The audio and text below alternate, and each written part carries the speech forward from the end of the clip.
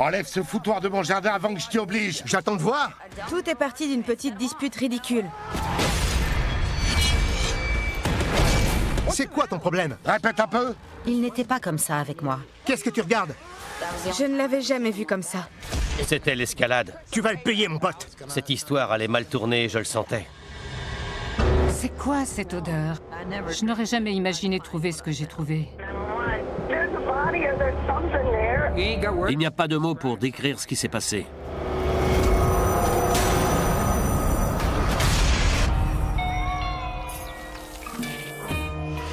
T'approches pas. Eh, fais gaffe. Je veux plus te voir. Fichez le camp de chez moi.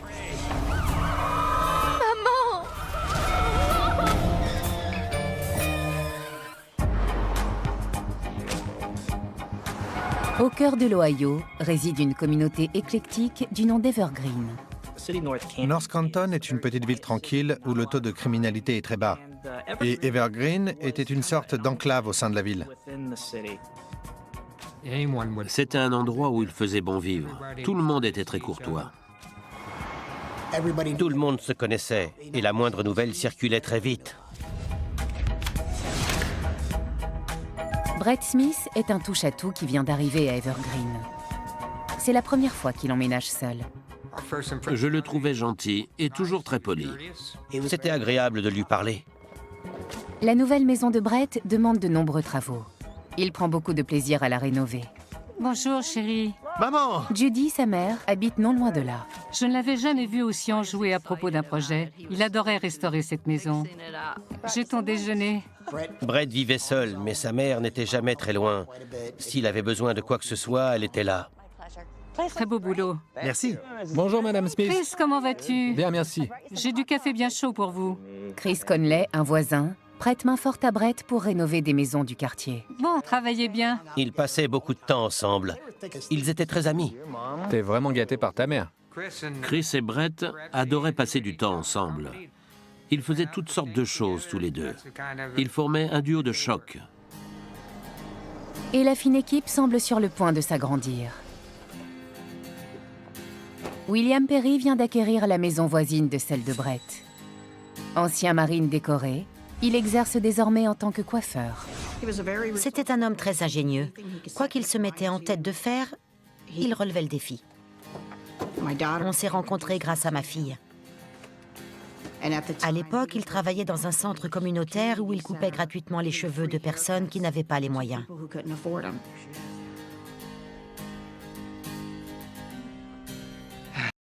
Elle a l'air de rien comme ça. Mais je vais la transformer en Taj Mahal. Si quelqu'un peut le faire, c'est toi. C'était un homme vraiment gentil et très sympathique. Il m'a donné l'impression d'être quelqu'un de bien, quelqu'un sur qui on pouvait compter, et il prenait soin de ma mère. Pourtant, William laisse derrière lui un lourd passé. J'ai hâte que mes enfants viennent nous voir. Ils vont adorer la maison, c'est sûr. J'espère bien. Il était divorcé et il avait 3 enfants qu'il voyait lors de ses jours de garde. C'était les amours de sa vie. Ça, c'est pour toi. T'es fou, je peux pas porter ça. Moi si.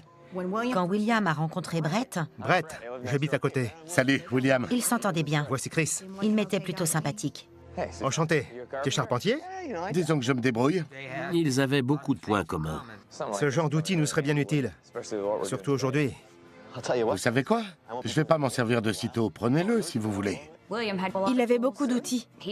C'était le genre de personne à dire « Vas-y, je te le prête, je vais t'aider Eh les gars, si vous avez besoin d'une coupe, appelez-moi. D'accord. ». Il était extraverti et toujours amical avec tout le monde. Les voisins semblent faits pour s'entendre. Ils ont l'air gentils. Ouais, j'ai de la chance. Rien ne laissait présager ce qui allait arriver. Lâche-moi!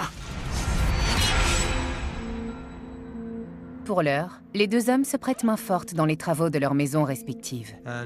On était content de savoir que Brett s'entendait aussi bien avec son nouveau voisin. T'as plus de travaux à faire que moi. Oui, ça ne fait que 2 mois que je suis là. Ils travaillaient en duo. Allez, je te fais visiter. L'entraide faisait partie de leur nature. Leur bonne entente a duré tout de même un certain temps. William prend ses marques dans le quartier. Et il ne manque pas de se faire remarquer. Surtout lorsqu'il s'entraîne aux arts martiaux. Un spectacle accessible à tous les habitants du quartier. Le kata demande une certaine discipline. Il sortait tous les jours pour s'entraîner. C'était sa routine matinale. Moi, ça me faisait peur. Un geste de travers, et qui sait ce qui aurait pu arriver.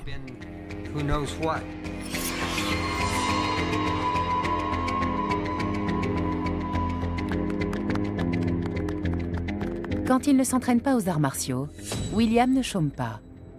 Il travaille avec acharnement pour que la maison soit prête à accueillir ses enfants, à moins que quelque chose, ou quelqu'un, ne se mette en travers de son chemin. Eh, voisin, t'aurais une minute? Oui, bien sûr. Où sont mes outils? Ah mince, désolé, je les ai oubliés chez quelqu'un. Demain, sans faute. William demandait à récupérer ses outils et Brett lui répondait toujours oui, plus tard. Mais il ne les rendait jamais. Écoute, j'ai encore du boulot et mes enfants arrivent bientôt. Désolé, moi aussi j'ai de la famille qui arrive d'ailleurs. À plus tard. Bon, dis-moi au moins où ils sont et j'irai les chercher. Désolé, je peux pas te le dire. Mon client est un peu capricieux. Pauvre de toi. Si ce n'est pas une affaire d'État pour Brett, Hé, je t'ai dit que j'étais désolé. William se serait bien passé d'attendre qu'on lui rende son matériel. Alors, tu les as récupérés? Non. Je peux pas recevoir mes enfants comme ça. Les chambres n'ont pas de porte. Il aimait ses enfants plus que tout, c'était évident. Je peux pas en acheter. Il aurait fait n'importe quoi pour eux, n'importe quoi. Ça va aller. Ça va aller.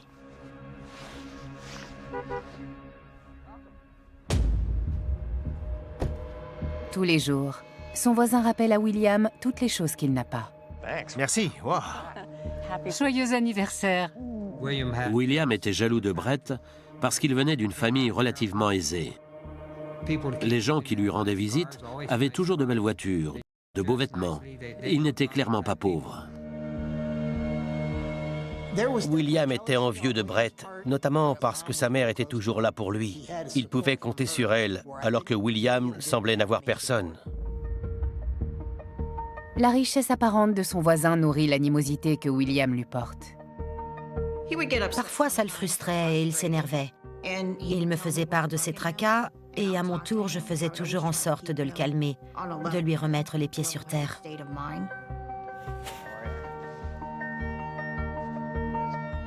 La situation ne s'arrange pas quand William a l'impression que Brett fait ostensiblement étalage de son argent. Tous les habitants du quartier savaient que Brett avait du liquide sur lui. Voilà, gardez la monnaie. Brett avait pour habitude de se rendre à la banque coopérative où il retirait environ 1000 $ en coupures de 100 et de 50 $. Ça doit être agréable. Ça, j'en sais rien. William pensait qu'il frimait. Quant à son comportement envers Brett, je ne saurais pas dire exactement où il a franchi le point de non-retour jusqu'à faire ce qu'il a fait. Mais ce qui est sûr, c'est qu'il a changé. Si leur amitié bat de l'aile, Brett et William doivent tout de même vivre l'un à côté de l'autre et poursuivre leurs travaux. William a réparé le toit. Il a refait toute la plomberie et installé un chauffe-eau. Les travaux des deux maisons génèrent de nombreux déchets, mais les deux hommes ont une manière bien différente de les traiter. William était quelqu'un de maniaque et soigneux. Il était organisé et il n'aimait pas le désordre. Pourtant, là où certains voient une poubelle, d'autres y décèlent un trésor. Regarde. Tu voulais pas des portes? Ah ouais.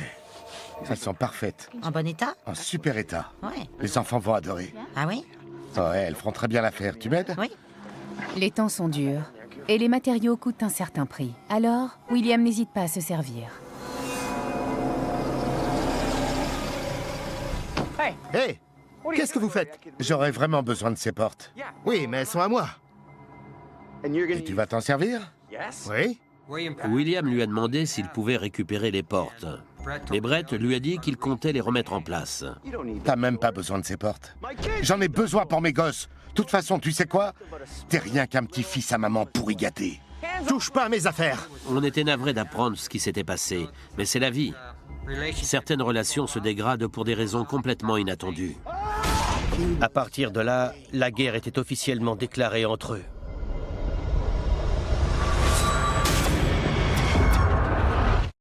Où sont mes outils? Désolé, je les ai oubliés chez quelqu'un. Suite à cet incident, la situation n'a fait que se dégrader entre eux. Rien n'est jamais redevenu comme avant. Brett Smith et William Perry ont moins de points communs qu'ils ne le pensaient. Touche pas à mes affaires! La cohabitation devient rapidement insoutenable.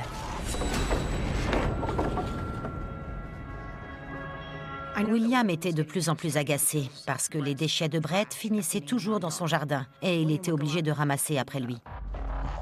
C'est une porcherie.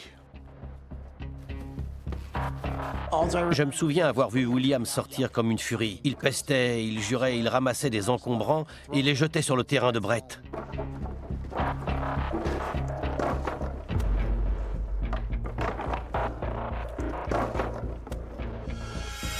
Regarde-le, il balance des trucs chez moi. Brett est sorti de chez lui pour savoir ce qu'il faisait. Arrête! Toi, arrête! J'en ai marre de tes déchets dans mon jardin. Dès que j'ai le dos tourné, t'en remets une couche. Il ramassait les objets et renvoyait tout chez lui. C'était œil pour œil, dent pour dent. Tu peux pas balancer n'importe quoi chez moi, abruti! Chris soutient William, ce qui n'arrange pas la situation. Mec, tu vois bien que tout ça c'est à toi. Tiens, voilà que vous êtes copains, vous deux. Un malheur n'arrivant jamais seul, Brett a l'impression de perdre son meilleur ami. Chris s'est interposé. Mais c'est William qui le soutenait. Tu regardes quoi?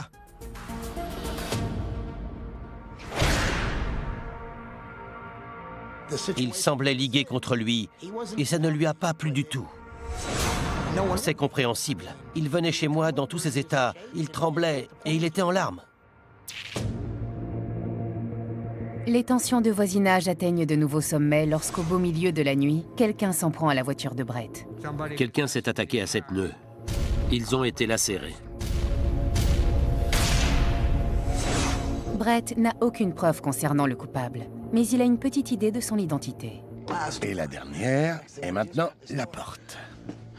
Le même voisin que celui qui lui a volé son ami. Prends l'autre côté. Chris et William se voyaient quasiment tous les jours. Quand ils n'étaient pas en train de faire des travaux, ils décompressaient. Ils buvaient une bière ou se reposaient. Je sais pas ce que j'aurais fait sans toi. T'as bien bossé. Chris était attiré par William parce qu'il était cool. Il s'asseyait à la table des gens cool et Chris rêvait d'en faire partie. C'est quoi ça? J'ai été marine. C'est vrai? Combien de temps? Très longtemps. William Perry a participé à l'opération Tempête du désert. Il a notamment été décoré pour avoir empêché une émeute parmi des prisonniers de guerre. C'est pour les nerfs. Servir son pays n'a pas été sans conséquence pour William. En tant qu'ancien combattant de la guerre du Golfe, il suivait un traitement. William a assisté à des scènes affreuses et j'ai essayé de lui poser quelques questions, mais il ne voulait pas en parler. Alors je n'ai jamais osé insister. Eh ben, c'est une belle bête. Ça te plaît? Il y en a d'autres dans mes cartons. Face à cette nouvelle amitié, Brett se sent mis à l'écart. Je pense qu'il était déçu parce qu'il pensait avoir noué une amitié sincère avec Chris.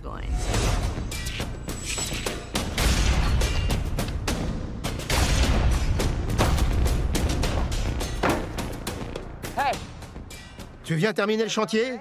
J'ai un autre client derrière. En fait, j'ai d'autres choses à faire. Désolé. D'accord, alors à plus. Oui. Chris a jeté Brett comme une vieille chaussette. Du jour au lendemain, il ne voulait plus rien avoir à faire avec lui. Je pense que ça a vraiment blessé Brett. Il s'est senti abandonné par Chris. William n'a aucune intention d'interférer dans la vie de son voisin. Il tente de montrer sa bonne foi. William était le genre de personne à vouloir s'entendre avec tout le monde. Hé, Brett? Qu'est-ce que tu veux? Il a voulu inviter Brett à dîner pour mettre les choses à plat. Je veux juste t'inviter chez moi. Pourquoi? Je pense qu'on est parti du mauvais pied.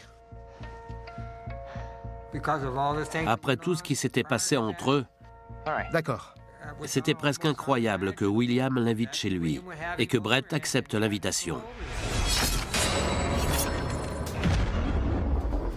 J'espère que t'aimes le rôti. Il y avait des jours avec et des jours sans. Un jour, ils se disputaient. Pas mal, hein? Ouais, t'es un sacré cuistot. Et le jour suivant, en fonction de leur humeur, ils savaient rester cordiaux. Ils pouvaient discuter et presque redevenir amis. Viens, je te resserre du vin. Non, merci, ça va. Allez! Doucement, ça va, merci. Ok, mais moi, je me sers. Fais-toi plaisir. Brett ne pouvait pas boire trop d'alcool. Il souffrait d'épilepsie. Il prenait des médicaments avec lesquels l'alcool ne faisait pas bon ménage. C'est qu'il est long à cuire, ce rôti. Une coupe de cheveux. Voilà ce qu'il te faut. Ouais, fais-moi confiance. Il coupait les cheveux, alors il lui a proposé de lui faire une coupe. William adorait offrir ses services gratuitement. Assieds-toi. D'accord. Assieds-toi. Qu'est-ce que tu fais d'habitude? On rase? On taille ce qui dépasse? Il a mis Brett extrêmement mal à l'aise, à cause de quelques verres de trop. Surtout, Brett, t'inquiète de rien. Je suis un professionnel. Arrête! Je veux pas que tu me coupes les cheveux. Qu'est-ce qui te prend, là? Allez savoir pourquoi, c'était la goutte de trop. Je suis sûre que ce n'était pas l'intention de Brett. Il n'a pas fait exprès de le provoquer. Va pas croire que je sais pas qui a crevé mes pneus. Moi? Si quelqu'un le poussait à bout, il n'hésitait pas à se défendre. Bouge pas. Si William pensait pouvoir recoller les morceaux avec son voisin, Brett, lui, se sent pris au piège. Brett a commencé à se dire que William l'avait invité à dîner comme on accorde un dernier repas à un condamné à mort.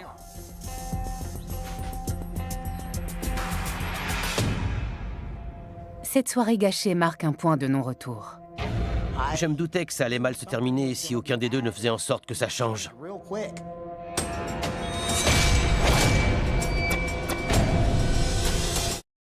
Toi, arrête! J'en ai marre de tes déchets dans mon jardin. Dès que j'ai le dos tourné, t'en remets une couche. Au fil du temps, la situation n'a fait qu'empirer. Fais plus jamais ça! Toutes les semaines, il y avait un nouvel incident. Je suis un professionnel. Arrête! Je veux pas que tu me coupes les cheveux. Une tentative de réconciliation ratée, et la guerre est déclarée entre Brett et William. C'est allé tellement loin qu'un beau jour, le compteur de Brett a été arraché. Il était sur le sol en morceaux et Brett a dit « Je suis sûr que William est venu avec un marteau et qu'il l'a défoncé. »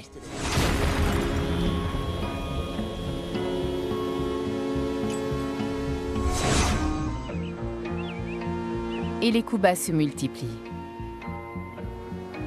Quelqu'un avait percé un bidon d'essence derrière la maison de Brett. Une fois encore, Brett soupçonne William, mais il n'a aucune preuve contre lui. À ce moment-là, j'ai appelé la police à cause de la fuite d'essence parce qu'on ne rigole pas avec ça. La fuite est assez impressionnante pour qu'intervienne l'Agence américaine de protection de l'environnement. La maison de Brett est déclarée zone de contamination. La situation était grave. L'équipe d'intervention a dû retourner un volume de terre impressionnant autour de la fuite d'essence. Leur périmètre d'action était très large et ils ont dû creuser très profondément pour s'assurer d'avoir éradiqué la moindre trace d'essence. C'était un gros chantier. Ils ont retourné plus de 4 mètres de terre. On a entendu dire que toute cette opération avait coûté 20 000 $. Entre les déchets, les coups de pression et le vandalisme nocturne, c'en est trop pour Brett. Hé! Fais pas celui qui est au courant de rien. Pour ton jardin dégueulasse, je m'y suis fait. Tu vas le payer, mon pote. Il a essayé de faire avouer William, mais ça n'a fait que l'énerver et il s'est mis à le menacer. Je t'attends, fils à maman.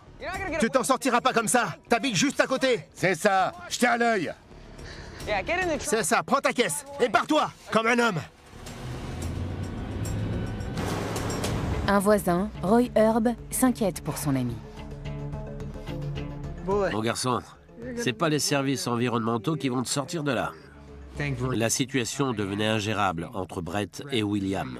J'ai conseillé à Brett d'appeler la police. C'est sa parole contre la mienne. J'ai dit à mon fils qu'il devrait peut-être songer à déménager. Désolé, Brett, mais tu ne peux pas rester là. Après tout le temps et l'argent que j'ai investi, hors de question. J'étais consciente que c'était compliqué. Tu es en danger ici, et je m'inquiétais de le voir habiter là. Je vais m'occuper de lui. Il commençait à s'attacher à cette maison. Il ne voyait pas pourquoi ce serait à lui de déménager. De son côté, William est rongé par ses propres problèmes. Je vous paierai, je vous assure. J'ai pris du retard ce mois-ci parce que j'ai eu des frais élevés. William était stressé par le paiement de sa pension alimentaire. S'il ne la versait pas, il pouvait finir en prison. Donc perdre son emploi, sa maison, c'était une pression en plus de tout le reste. Je travaillerai la nuit aussi, c'est promis. Non, je vous le jure. Malgré un emploi à temps plein, les frais engagés dans la rénovation de sa maison placent William dans une situation très délicate. Pourquoi ils me croient pas? Ce que je leur dis n'a aucune importance. Pour avancer plus vite dans ses travaux, William prend une décision drastique. Il arrête de prendre ses médicaments. Non. Ça m'embrouille l'esprit. Qu'est-ce que tu fais? Je vais terminer à la chambre des enfants ce soir. C'était quelqu'un qui aimait avoir les idées en place et il détestait ce traitement. Je comprenais pourquoi il ne voulait plus les prendre, mais j'avais peur qu'il fasse une dépression ou qu'il perde pied.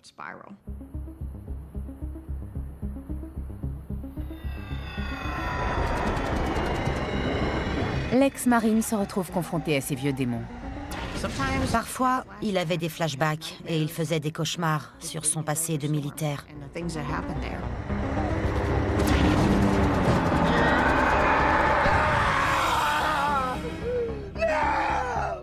Après l'opération Tempête du désert, William est tombé en dépression et il souffrait de stress post-traumatique. Il ne prenait pas son traitement comme il aurait dû, parce qu'avec ce genre de médicaments, c'est difficile de fonctionner normalement au quotidien.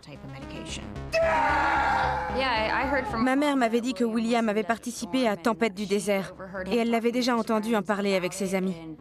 J'ai du mal à concevoir qu'on puisse avoir fait tout ça et revenir indemne, ni même reprendre une vie normale après ça. C'est terrible. William a vu des choses horribles, mais il ne voulait pas en parler quand j'essayais d'en savoir plus. Tout va bien. Tout va bien.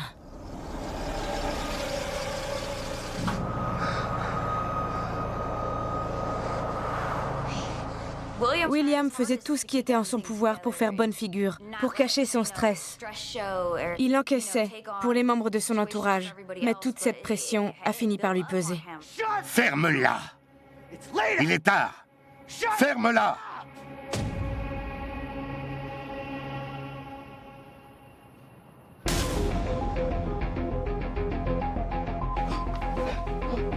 Même les arts martiaux ne réussissent pas à apaiser le vétéran. C'est une pratique qui demande de la concentration. Et ce matin-là, Brett ne lui facilite pas la tâche. William avait assez de choses à gérer sans qu'on en rajoute une couche.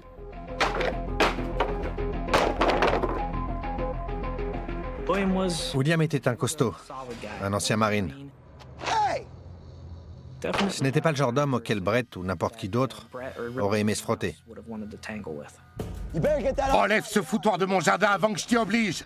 J'attends de voir. Je vais le faire à ta place.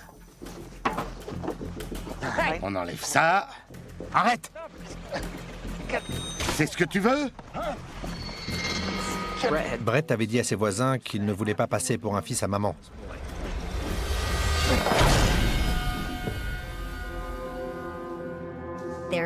Il y a eu une altercation entre les deux hommes. C'est parti d'un désaccord à propos d'un dépôt d'objets encombrants.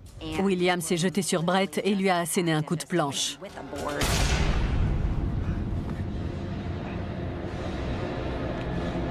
Je me suis dit, ce mec est fou. C'est quoi cette odeur? Hé, fais pas celui qui est au courant de rien. Pour ton jardin dégueulasse, je m'y suis fait. J'ai vraiment eu peur que ça dégénère. Cette histoire allait mal tourner, je le sentais. Enlève ce foutoir de mon jardin avant que je t'y oblige. J'attends de voir. Deux voisins en mauvais termes finissent par en venir aux mains. Barre-toi de là! Je rigole pas! Dégage! Une bagarre a éclaté et apparemment William s'en serait pris à Brett. William a menacé de le tuer.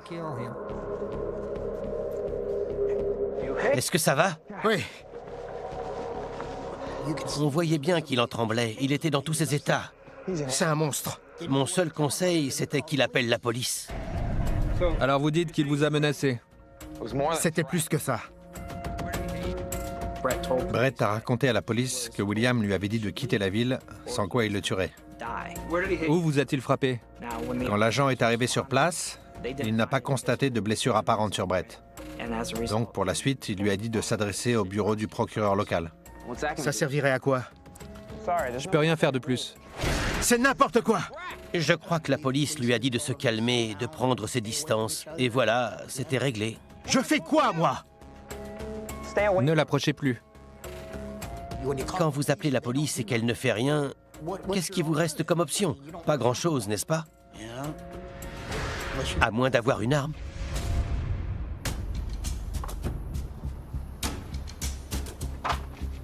Refusant de déménager et incapable de faire la paix avec son voisin, Brett n'a plus beaucoup de choix. Je me faisais du souci pour lui. Je voulais absolument qu'il se sorte de cette situation. Mais je savais que je ne pouvais pas non plus jouer la carte de la mère protectrice et l'extirper de force, alors tout ça m'inquiétait beaucoup. Brett avait de plus en plus peur de William. Il venait me voir et il me demandait « Qu'est-ce que j'ai fait? Qu'est-ce que j'ai fait à cet homme pour qu'il me déteste autant ?» Pendant ce temps, le poids des ennuis pèse toujours plus sur les épaules de William. Je pense qu'à ce stade, William était en chute libre. Mais je ne pouvais pas me douter que c'était grave à ce point. Parce qu'il était toujours jovial et souriant avec moi. Par une froide journée d'automne, la bombe à retardement explose. Attends-moi ici, j'en ai pas pour longtemps. Ma mère voulait passer chez William récupérer des affaires. Il devait être avec ses enfants ce soir-là, alors elle ne s'attendait pas à tomber sur lui. Il n'avait pas l'air normal. Qu'est-ce que tu fais là? Ses cheveux n'étaient pas coiffés comme à son habitude. Et il portait des vieux vêtements abîmés. Et toi, qu'est-ce que tu fais là? Il était sur les nerfs, dans une frénésie. Je croyais que tu allais voir tes enfants. Moi aussi. Quoi? Sauf que non. Il a appris à la dernière minute qu'il ne pourrait finalement pas les voir. Et il était déçu. Qu'est-ce qui se passe? William! Qu'est-ce que tu fais? Dis-lui de partir. Il m'a demandé de faire partir ma fille, de m'en débarrasser. J'ai dit oui, d'accord. Laisse-moi prendre des affaires.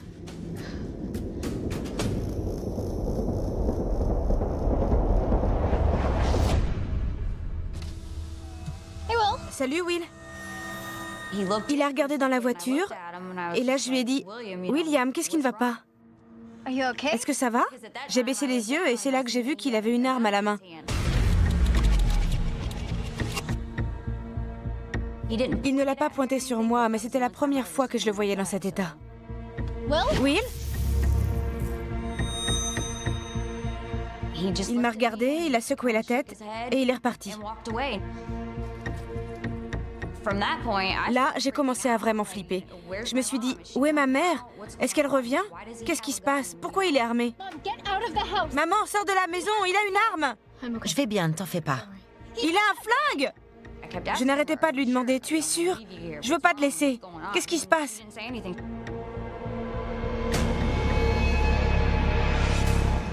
Ça peut plus durer. De quoi tu parles? Toi et moi. Ensemble. William, j'étais là, mais je ne comprends pas. Qu'est-ce que j'ai fait? Qu'est-ce que j'ai à voir là-dedans? Pourquoi tu me vires de chez toi? Pourquoi tu veux rompre avec moi? Pourtant, j'avais rien fait de mal. Je te dis de partir. Il s'énervait tout seul, mais il ne s'approchait pas de moi. Il restait dans la cuisine et il poussait des cris comme ça, comme s'il s'énervait contre moi. J'essayais de lui parler, en pleurs. Je ne comprenais pas ce que j'avais bien pu lui faire. C'était un mystère. Il ne voulait plus me parler. J'ai essayé de l'appeler plusieurs fois, mais il ne répondait jamais.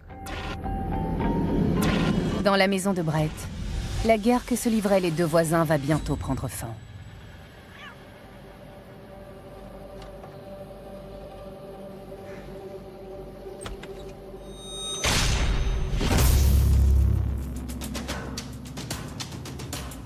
Qu'est-ce que tu regardes, le taré? T'as dit quoi, là? Viens me le dire en face.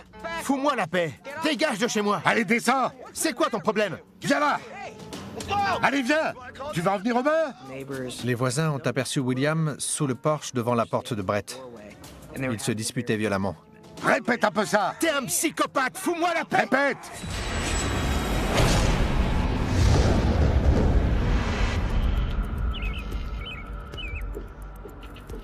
Tous les samedis, je passais chercher Brett. Et nous allions faire un tour au parc pour prendre l'air. J'ai frappé plusieurs fois, sa voiture était là, mais il ne répondait pas.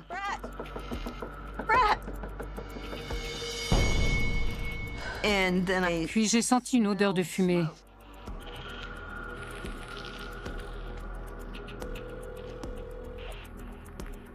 J'ai essayé de l'appeler plusieurs fois, il n'a jamais décroché.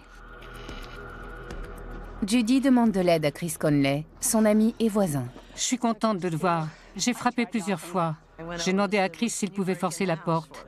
J'avais le pressentiment qu'il s'était passé quelque chose de grave. On va y arriver, Madame Smith. D'accord. On va l'ouvrir, cette porte.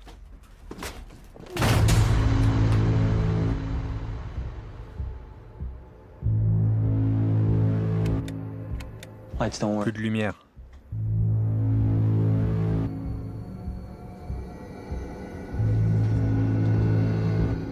Le salon avait été saccagé. Tout le contenu de son portefeuille avait été vidé. Quelqu'un avait renversé de la peinture dans toutes les pièces.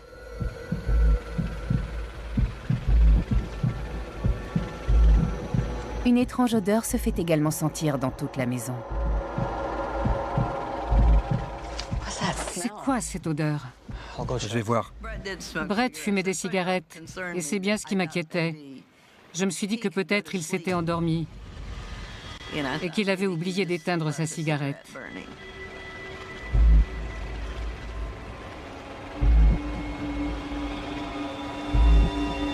Judy décèle une autre substance mélangée à la peinture. Du sang.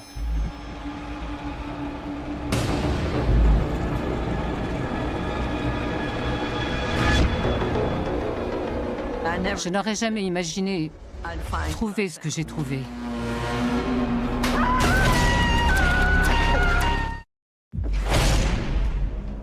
C'était l'horreur, le genre de choses qu'on ne voit qu'à la télé. Ça n'existe que dans les films, pas dans la vraie vie. Sans nouvelles de son fils Brett, Judy Smith est partie à sa recherche. Elle fait une macabre découverte dans la salle de bain. Elle nous a décrit ce qu'elle a d'abord pris pour un mannequin. On était au mois d'octobre, alors dans un premier temps, elle a pensé à une blague de mauvais goût pour Halloween. Il y avait un corps sur le sol. Il avait un couteau planté dans la poitrine. Tous ses doigts avaient été mutilés. Et ce n'est pas la seule chose qui manque. Quand j'ai vu qu'il n'avait plus de tête, je n'arrivais plus à penser. Puis j'ai fini par me dire que je ne pouvais pas traverser ça toute seule.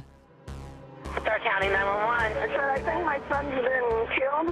There's a body or there's something there. I mean, it looks like his legs, but his head's missing. But what? Could you just dispatch an officer? Yeah, we'll send an officer. La police arrive dans la maison des horreurs. Les officiers de police ont analysé la scène de crime. Il y avait de la peinture un peu partout dans la maison. Il y avait aussi du sang sur les murs. État des lieux, à vous. Victime dans la salle de bain. On fouille toute la maison.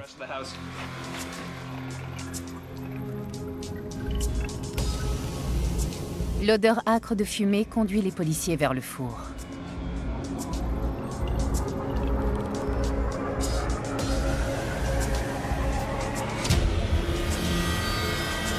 L'appareil a été allumé. À l'intérieur, un amas de papier journal froissé. Mais ce n'est pas tout. La tête de Brett était dans le four. Le meurtrier avait vraisemblablement essayé de la brûler. C'était de là que venait l'odeur de fumée.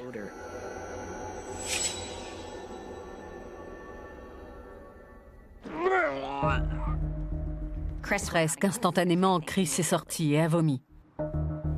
Chris était chamboulé. Il est sorti de la maison blanc comme un linge. Je lui ai demandé ce qui se passait et il m'a répondu « Brett est mort ». Comment ça, il est mort? J'ai pensé qu'il avait eu une crise cardiaque, qu'il avait fait un AVC, quelque chose comme ça. Mais non.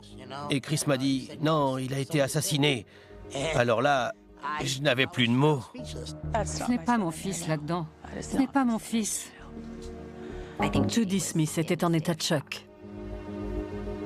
Elle était bouleversée. Elle répétait « Ce n'est pas Brett, ce n'est pas Brett ». Elle pensait que c'était quelqu'un d'autre. Les voisins aussi ont du mal à croire cette terrible nouvelle. J'ai dit, qu'est-ce qui se passe? C'est quoi cette histoire?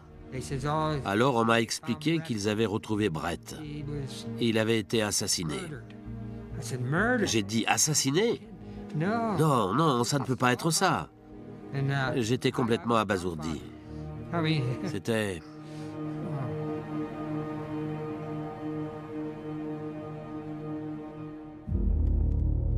L'identité de la victime ne fait aucun doute. Quant à l'identité du coupable, elle s'impose comme une évidence. Je peux dire sans me tromper que William a tout de suite été suspecté. La police m'a demandé depuis quand je connaissais William et où est-ce que j'étais. Et si je savais s'il venait de tuer quelqu'un. Et moi j'étais là, quoi? Qu'est-ce que vous racontez? Évidemment qu'il n'a tué personne. Mais l'enquête de police stagne. Il n'y a aucun témoin et aucune preuve tangible que William soit le meurtrier. Non seulement la scène de crime avait été recouverte de peinture, mais en plus il y avait une forte odeur de javel. C'était bien la preuve qu'il avait essayé de masquer le meurtre ou de se débarrasser des preuves. À moins que les enquêteurs ne prouvent que William est l'auteur de ce crime atroce, il restera en liberté. J'en voulais énormément à William. Qu'est-ce qui t'a pris? À quoi tu pensais quand c'est arrivé? Il y avait beaucoup trop d'informations à digérer. J'ai fréquenté cette personne pendant tout ce temps et je ne l'ai jamais vue comme ça. La police soupçonne William Perry d'avoir assassiné son voisin Brett Smith, mais elle n'a aucune preuve. Les enquêteurs l'interpellent sous un autre prétexte. La police a arrêté William, pas pour meurtre, mais pour avoir vandalisé le compteur électrique de Brett. Les enquêteurs ont estimé les dégâts causés par la destruction du compteur à $100 000. Mais comme il s'agissait d'une installation publique, sa destruction était un crime. En attendant son procès pour acte de vandalisme, William écrit une lettre d'aveu à un ami. Ma tête est lourde de regrets et mon âme accablée de chagrin. Si tu devais retenir un seul message de moi, le voici. La mort de cet homme est le résultat d'une bagarre qui a mal tourné. Qu'est-ce que tu regardes, le taré? T'as dit quoi, là? Dégage de chez moi! Répète un peu! D'après William, la joute était d'abord et uniquement verbale. Mais la situation aurait dégénéré.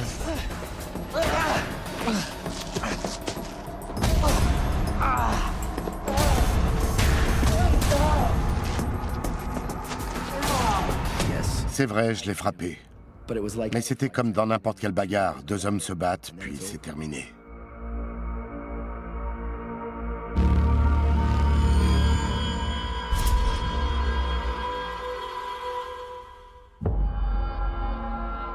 Je ne sais pas ce qui a causé sa mort, mais je sais que j'en suis responsable. Je fulminais de savoir tout ce que j'allais perdre maintenant qu'il était mort. J'étais tellement furieux que j'ai eu un coup de folie.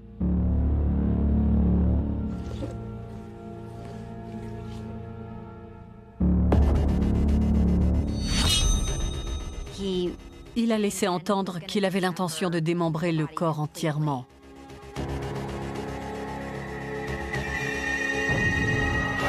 Je pense qu'il a passé pas mal de temps à essayer, après la mort de Brett.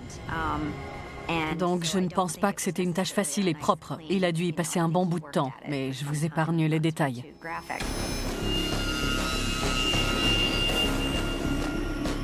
Il a fini par abandonner. Ça devait être trop difficile, alors il s'est contenté de couper les doigts.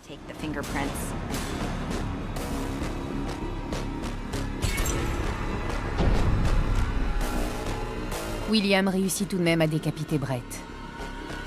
C'était un homme costaud, alors vous imaginez, il l'a quand même découpé.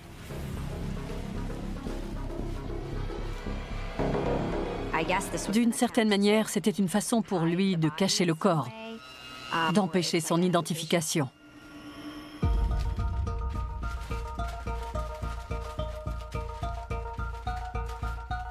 Armé d'eau de javel et de pots de peinture, William tente d'effacer la moindre trace de son passage chez Brett.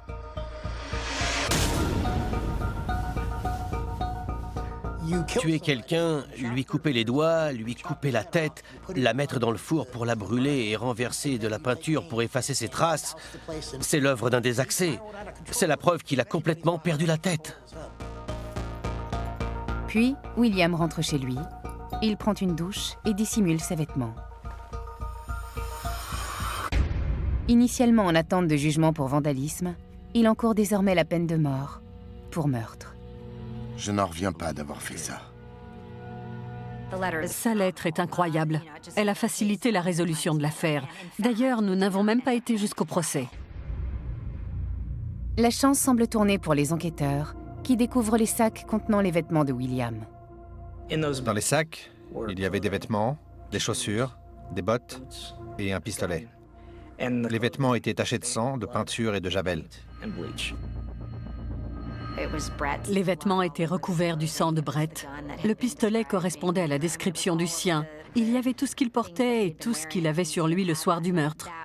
Cette découverte a vraiment porté le coup de grâce. William Perry plaide coupable de meurtre avec circonstances aggravantes et atteinte à l'intégrité d'un cadavre. Il est condamné à la perpétuité. Il est très difficile de savoir comment on peut faire une chose pareille. Il n'y a aucune explication logique et rationnelle. Plein de facteurs ont pu le conduire à faire ça. La guerre, un traumatisme d'enfance, être séparé de sa famille. Peut-être que c'est la pression qui s'est accumulée et qui a entraîné une réaction en chaîne. William a pu s'adresser à la famille du défunt au cours de son audience de détermination de peine. Il a dit « Je suis désolé, je ne saurais vous le dire autrement. J'espère que vous me pardonnerez. » Certains membres de la famille de Brett ont fini par lui pardonner, d'autres non. Les encombrants qui ont allumé la flamme du conflit ont depuis longtemps disparu, tout comme une bonne partie des voisins. How do you feel about living here now that this has happened? Actually, I'm moving. You are as a result of this? Yeah, I'm getting out of here. Environ 4 ans après le meurtre, les maisons du quartier ont été complètement rasées et un complexe d'appartements a été construit à la place. Donc si vous passez dans le coin aujourd'hui, le quartier d'Evergreen n'existe plus. Mais personne n'a oublié ce qui est arrivé à Brett. Et personne n'a oublié ce que William lui a fait. Tout le monde a été très affecté, tout le monde. Même après toutes ces années, parfois j'ai l'impression que... c'est arrivé hier. Je ne comprends tout simplement pas comment il a pu en arriver là. Parce que j'étais heureuse pour ma mère. Elle avait enfin trouvé un homme qui prenait soin d'elle. J'en ai beaucoup voulu à William. Pourquoi faire une chose pareille, au risque de détruire tout ce que tu avais de bien dans ta vie? On a tout perdu aujourd'hui. Pourquoi? C'est très difficile de passer à autre chose. C'est dur. Je sens sa présence tous les jours. Je pense à lui tous les jours. Je prie pour lui tous les jours. Il est dans mes pensées de jour comme de nuit. Quoi que je fasse, j'ai une pensée pour lui. Parce que j'imagine que s'il était toujours avec moi, on aurait fait ceci ou on aurait fait cela. On vit dans 2 mondes parallèles. Moi, j'essaie de survivre avec mes enfants et lui, il essaie de survivre seul. Chacun fait du mieux qu'il peut dans sa situation. Ce n'est pas la vie qu'on s'était imaginée. Loin de là. William va rester en prison à vie, sans possibilité de sortie, et c'est tout ce qu'il mérite. J'espère qu'il ne sortira jamais. J'espère qu'il mourra en prison. Brett adorait aider les autres. Il aimait la chasse et la pêche. Il allait être là pour moi. Il allait être celui que j'appelle si jamais je glisse et que je n'arrive pas à me relever, parce qu'il habitait juste à côté. Je comptais beaucoup sur lui, car mon autre fils est décédé plus tôt d'un cancer. C'était tout simplement injuste qu'il soit tué de manière aussi brutale et injustifiée. Cette histoire m'a profondément bouleversée.